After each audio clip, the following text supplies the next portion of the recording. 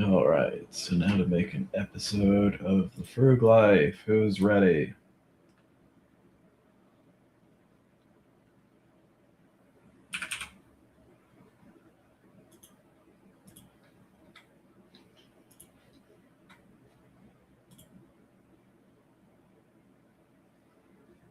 What did we cover last week?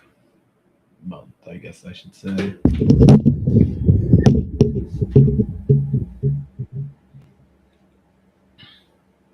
Oh, the free phone.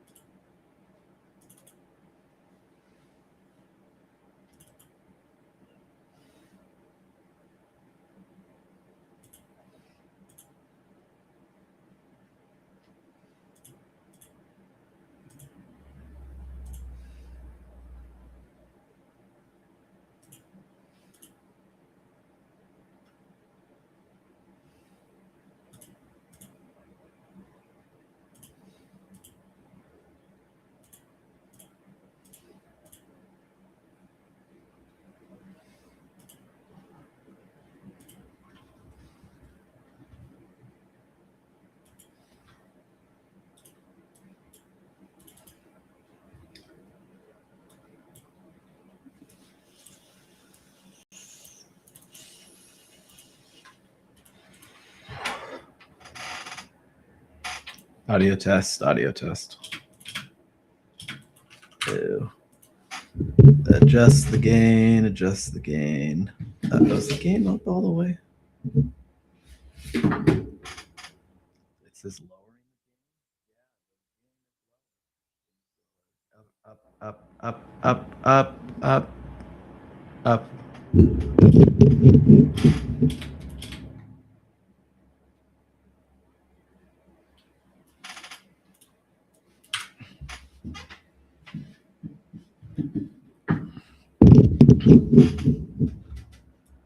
Welcome to the Frug Life.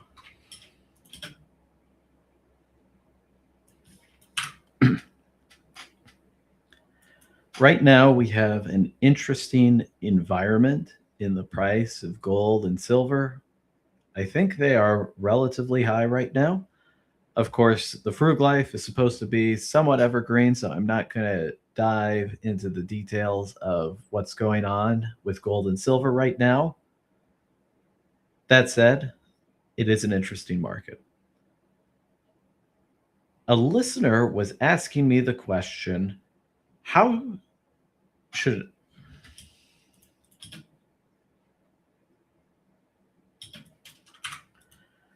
I invest in Bitcoin, gold, and silver? And my first question in response to that is why? What your objective is going to determine how you make your investment, if you make an investment in those things. As an example, if you wanted to speculate on the short to medium term price of those assets, you might not actually directly hold them. Rather, you might invest in a fund that holds them.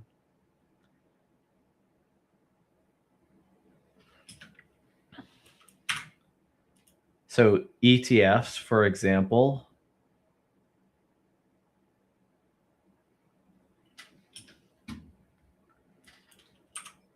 invest in a number of things, and there are ETFs that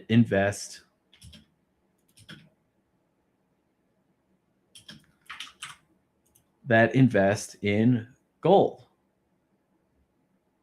Likewise, there is a ETF that invests in Bitcoin. Both of these funds have expenses to continue their operation.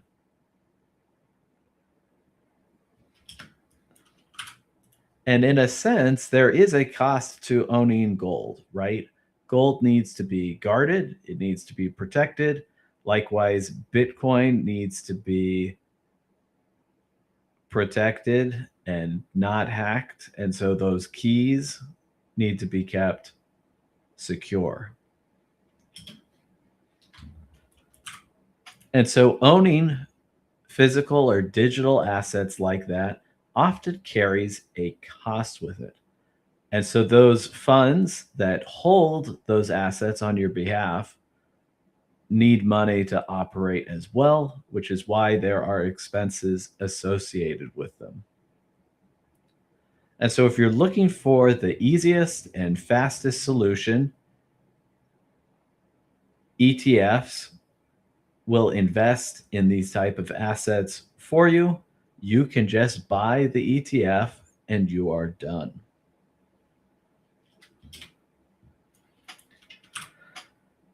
And to get into a little bit of nuance, the ETF might actually be doing one of two things, right?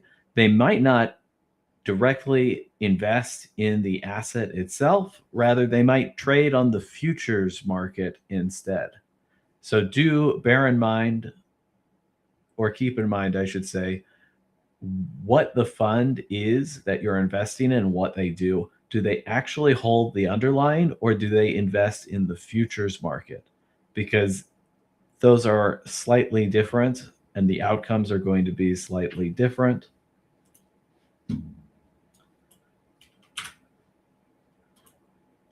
So if you're trying to get a pure exposure to holding on to gold,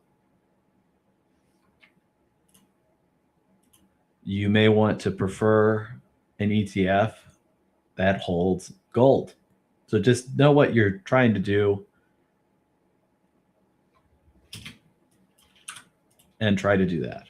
Now you might say, oh, I don't want to pay those fees to the ETF company. Instead, I'm just going to buy these assets myself. Like I'm literally going to buy gold and store it somewhere. Or I'm going to buy Bitcoin and store it in my wallet. Now, as someone who's been involved in the crypto space since 2013, I'm kind of leery, I'm kind of cautious to recommend that to you.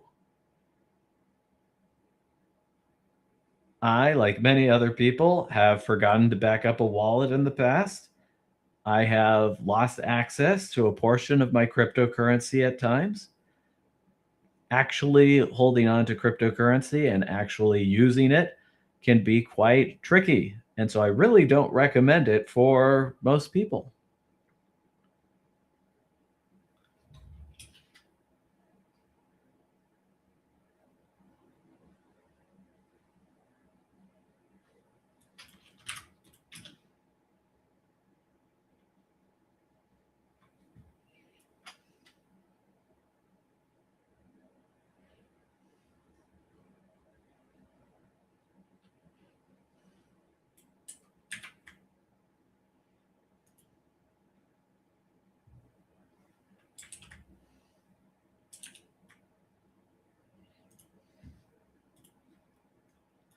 My other issue with physically holding on to gold and silver, as an example, is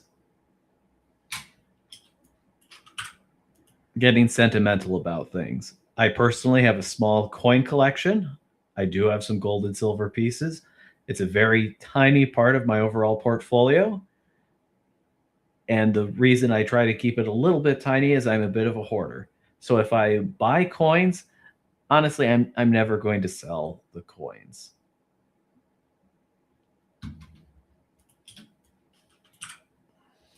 The idea of selling gold coins doesn't sound appealing to me, like I said.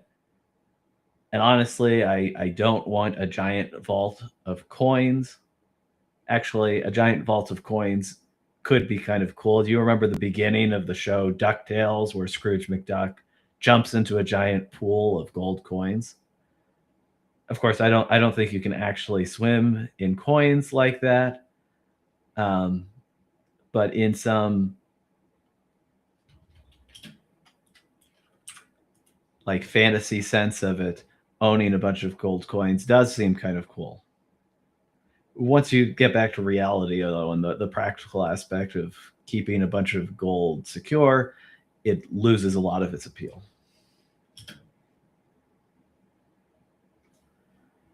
So if I did have a bunch of gold, I'd be worried about theft. And then, of course, there's solutions to that, right? You, in theory, could use a safety deposit box to keep your gold. But then back to your original issue, it costs money to keep a safe deposit box. So, anyways, there's no free lunch. I think there's cost to holding these assets. And you have to remember the nature of these assets, right? Which are speculative.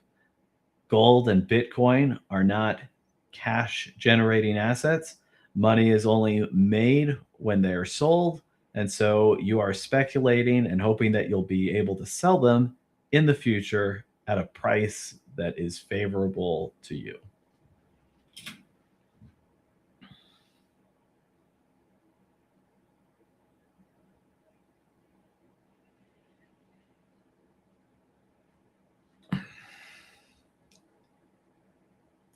So keep in mind why you want to object or why you want to invest in these assets. Now, you may want to reduce your exposure to the overall stock market, and you might think that these assets will help you do that, and they could. For me, I do own a little bit of Bitcoin. If you listen to some of my earlier Bitcoin as an investment episodes, I give my thoughts on it. I'll try to link that episode here.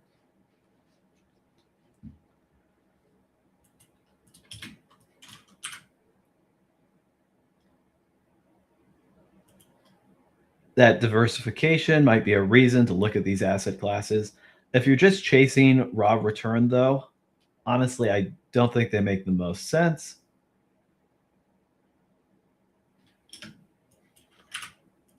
Although Bitcoin does seem to go higher and higher. So who knows? All right, let's take a quick break and I'll be right back.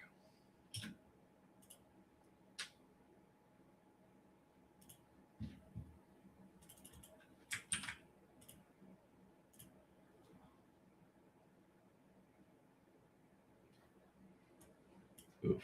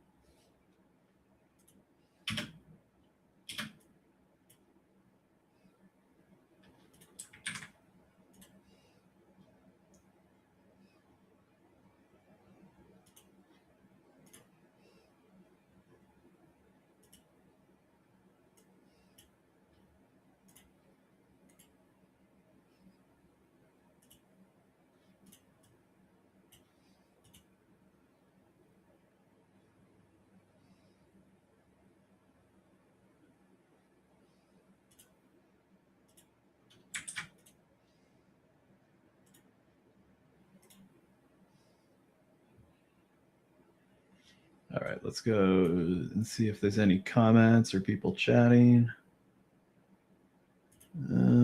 Chat is dead.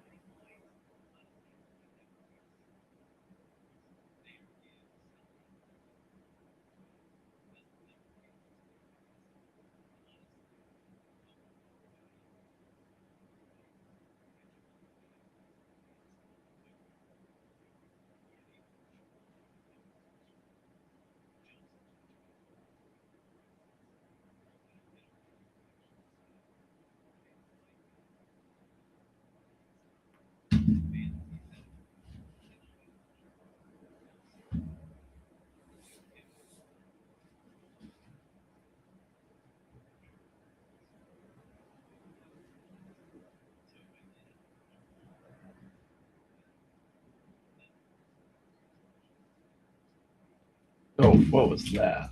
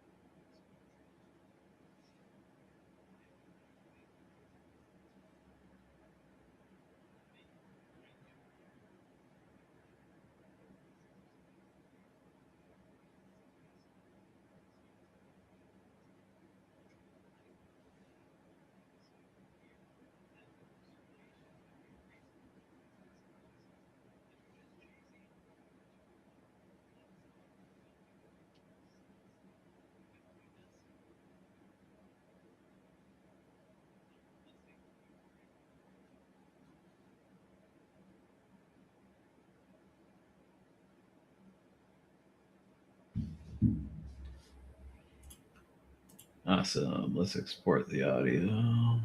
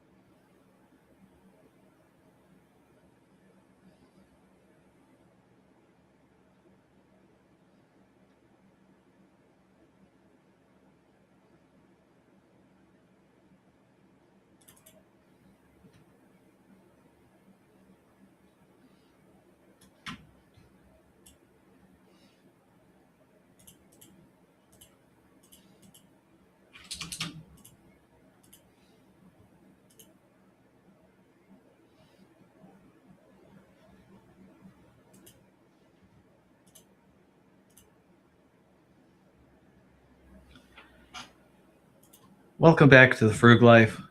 I don't think I have much more to say on this topic. If you have comments, though, if you want to say something, let me know.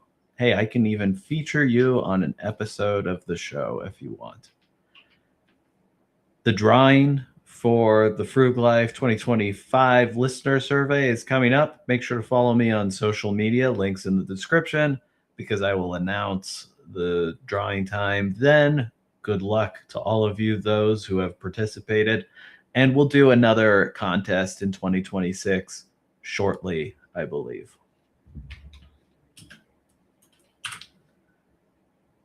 Thanks for listening to today's show. Have a great month. And as always, stay frugal.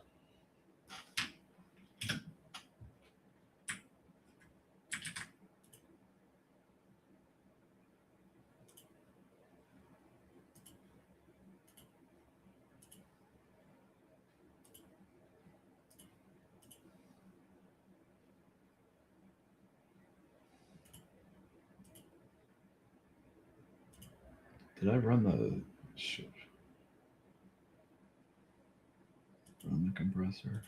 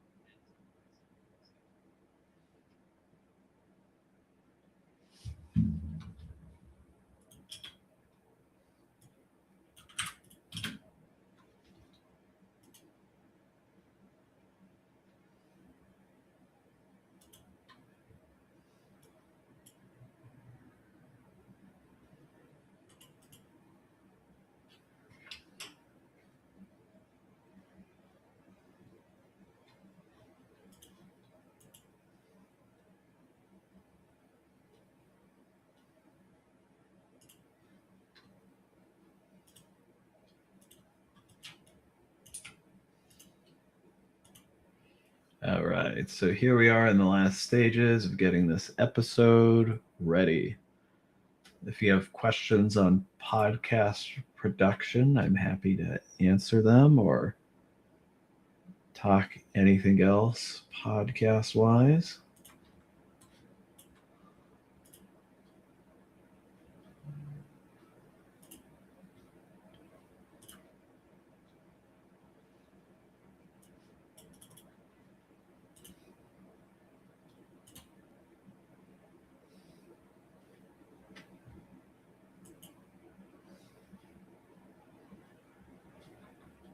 Why is Riverside annoying?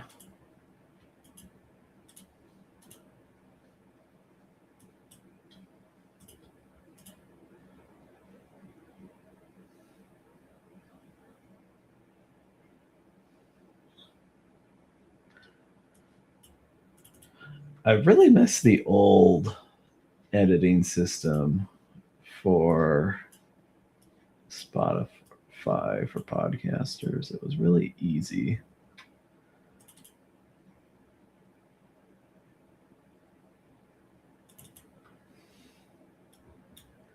I just need to change how I do things now, but I don't know.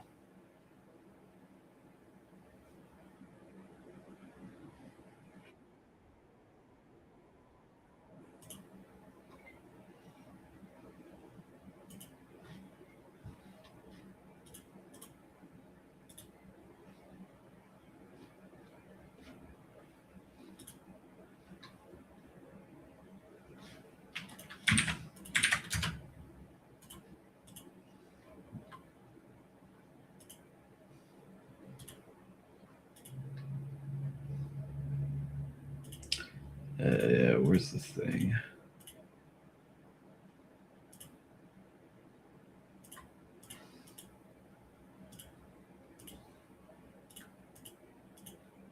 Heck, where is everybody?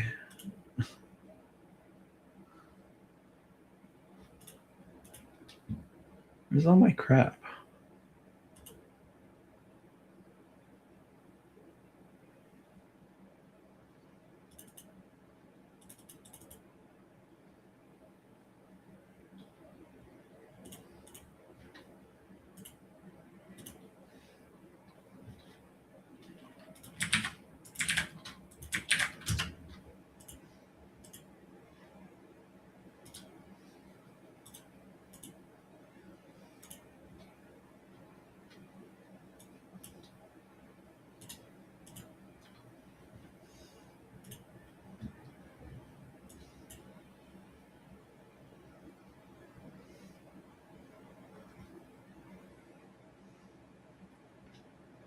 I've lost my transition noise. Where's my transition noise? It's not in my folder.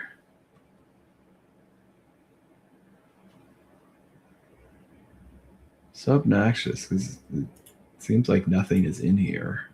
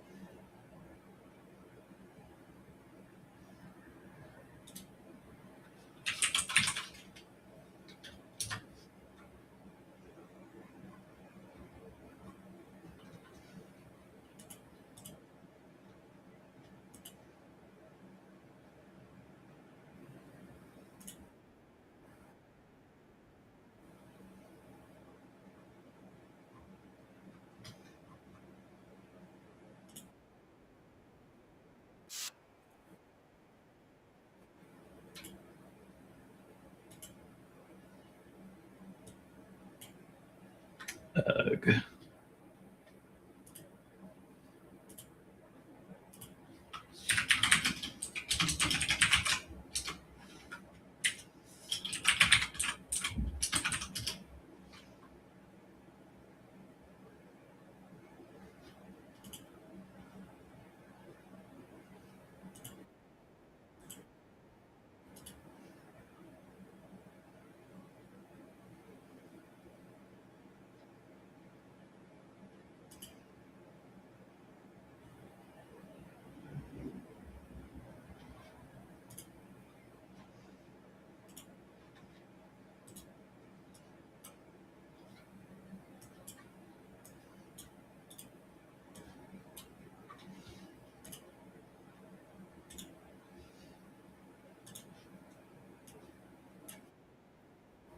Oops.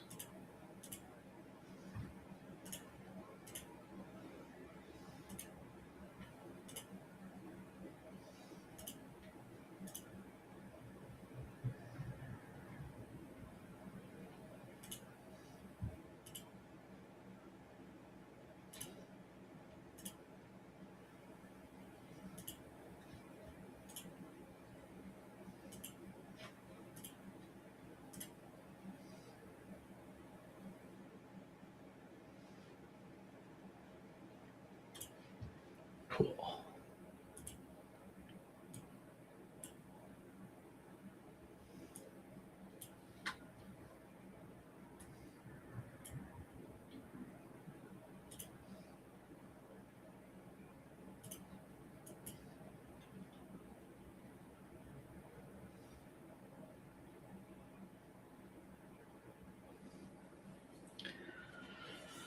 All right, we're exporting now. Any comments? Any questions?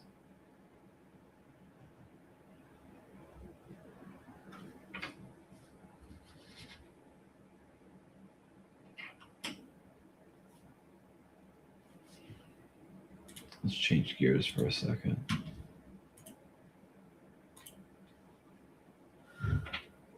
So we'll jump in to another podcast, Ricky Rambles, but we're going to ramble about the Frug Life. Welcome to Ricky Rambles. Today we're going to ramble about the Frug Life, I think. So the Frug Life is my main podcast.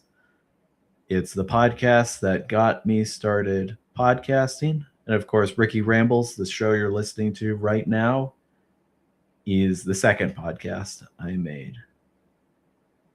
So I wanted to just take a minute and kind of talk about how things are going at the Frug Life in retrospect. And maybe I'll even cross post this over to the Frug Life. We'll see.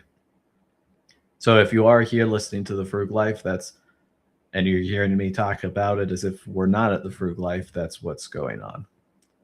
So the format, of course, at Ricky Rambles, to introduce it, is a much less scripted, in fact, totally unscripted usually, and just me rambling into a microphone. I kind of dislike it when podcasters do that to me. I'd rather they make a short, concise episode that gets to the point. But for some reason, I'm subjecting you to it, and I guess maybe it's partly for my own benefit to give me practice just talking at length. Anyways, that's enough about what Ricky Rambles is. Here we are to talk about the Frug Life. 2025 was a good year in many ways for the Frug Life. The show has been monetized for the first time in a very long time. So there are ads on the show now, as you've probably heard, or not, because you might be a fan of just Ricky Rambles and just listening to the show there. But that said, Ricky Rambles also is now monetized, and there are shows on Ricky Rambles. So isn't that great? Anyways, getting monetized was a big, huge step. The show is making recently around $20 a month, which isn't fantastic, but it also isn't bad. So I'm glad to do that. In 2026, there's some major things coming up. One thing is that a book is coming out. Your Money Journey is going to come out in 2026. The book is written. I just need to get it through some beta readers, and I need to get it through an editor. Otherwise, that book will come out, I want to say shortly, but I've been thinking it's going to come out shortly for quite a while now.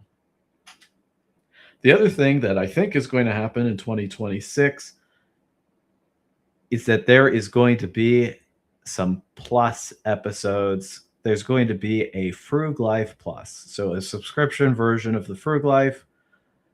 Honestly, I wanted to charge like $5 a year for it. It looks like that's not really an option, so it's $1 a month. And I think you get to listen to ad-free versions of the show. And also there's going to be some episodes coming out exclusively for the Frug Life Plus. I guess I should announce that on the show itself and not here, depending on where here is.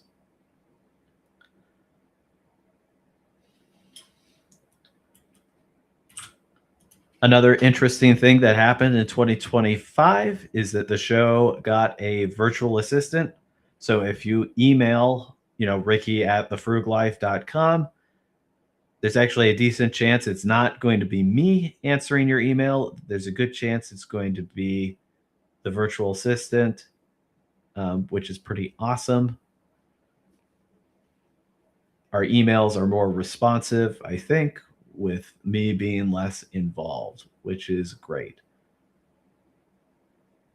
Since the show is making so little money now, the virtual assistant is kind of on like an internship training type thing right now.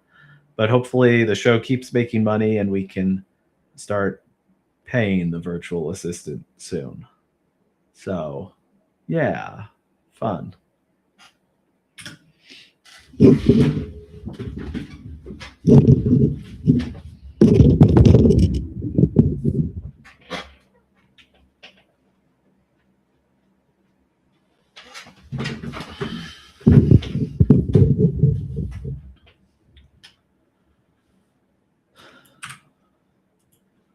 Otherwise, I think I'm going to keep trying to stream the show a bit, which I'm actually doing right now. If you follow the Frug Life on Kick or YouTube or Twitch, I sometimes stream to those platforms. You can get a sneak peek of the show totally free and totally raw.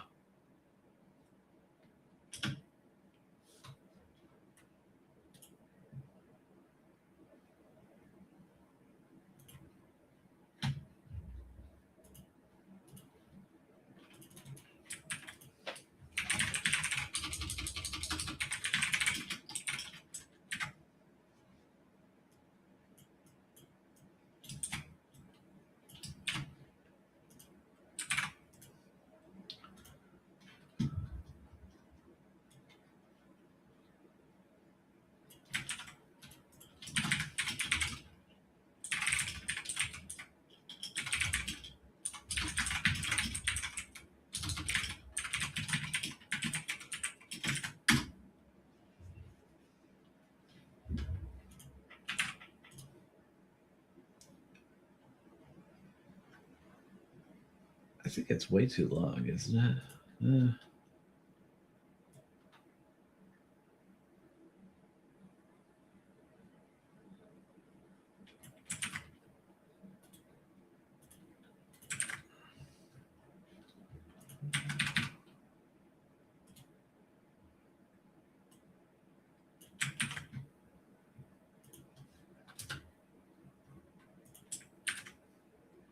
Hey, don't do that.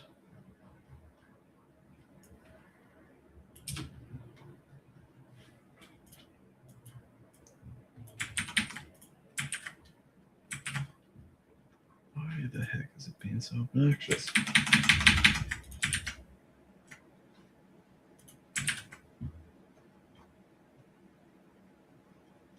There you go.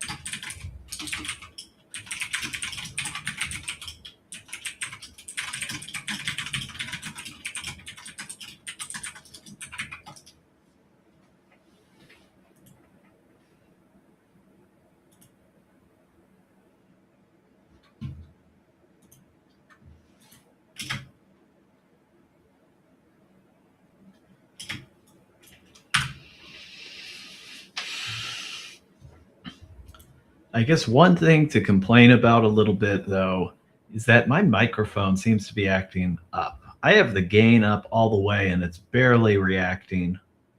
Um, so I think I do need to either replace my audio interface or I need to replace my microphone or something has to change because the audio quality is getting a little bit worse.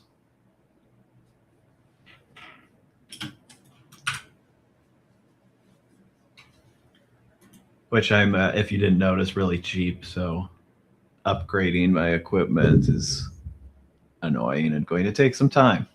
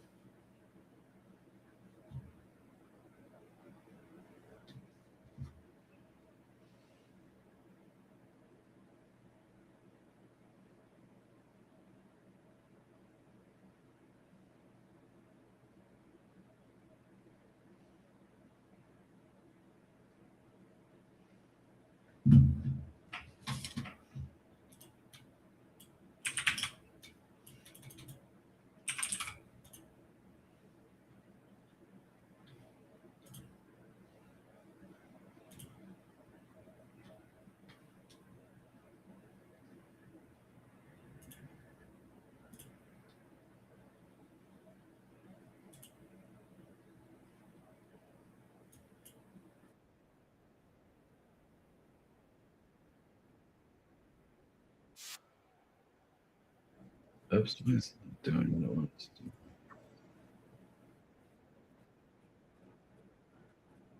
All right, we're switching over to the feed for a second. I have to go do something.